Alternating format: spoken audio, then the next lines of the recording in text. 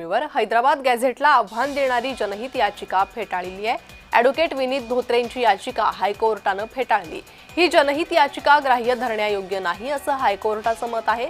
मुंबई उच्च न्यायालयानं जनहित याचिका फेटाळली आहे। हैदराबाद गॅझेटियरच्या अंमलबजावणीला मान्यता देणारा GR काढण्यात आला।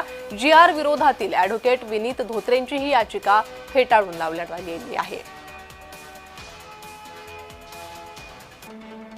तर हायकोर्ट काय म्हणाले? ओबीसी संदर्भातील शासन निर्णयानं याचिकाकर्ते नेमके बाधित कसे? जनहित याचिकेच्या ग्राह्यतेवरच मुंबई उच्च न्यायालयाकडून प्रश्नचिन्ह उपस्थित करण्यात आले। शासनाच्या निर्णयामुळे अनुसूचित जातींमधील कोणीच बाधित नाही। जनहित याचिकेच्या माध्यमातून प्रत्येक गोष्टीला आव्हान दिलं जाऊ शकत नाही। योग्य त्या खंडपीठाकडे रीट याचिका दाखल करण्याची याचिकाकर्त्यांना मुभा।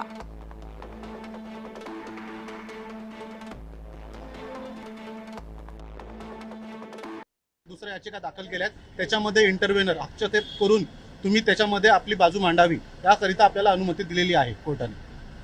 PILचं काय झालं सर? PIL मध्ये कोर्ट काय म्हटलंय, करून ती जनहित याचिका इथे लागू पडत नाही। तुमचं व्यक्तिगत जे अधिकार आहेत, राईट आहे, तुमचं काय झालेलं या GR मुळे अफेक्ट झालंय ते तुम्ही एक रिट पिटिशन मध्ये चॅलेंज करायला पाहिजे होतं, किंवा ज्या दुसऱ्या याचिका आहेत, रिट पिटिशन्स आहेत, त्याच्यामध्ये तुम्ही तुमची बाजू मांडायला पाहिजे।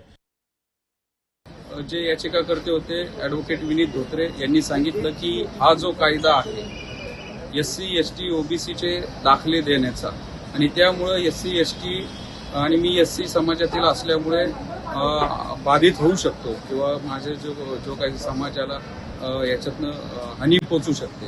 त्यावर जे वीरेंद्र सराफ जे आहेत त्यांनी स्पष्ट केलं की कुंडीचे दाखले देण्यासाठी हा GR आहे, आणि यांनी जास्तीत जास्त OBC बाधित होतील, त्यामुळे SC आणि ST बांधवांना याच्यातनं कोणत्याही प्रकारचं नुकसान नाही। त्यावर कोर्टाने असं मत केलं की याच संदर्भामध्ये या कोर्टामध्ये वेगळ्या रिट पिटिशन ऑलरेडी दाखल आहेत।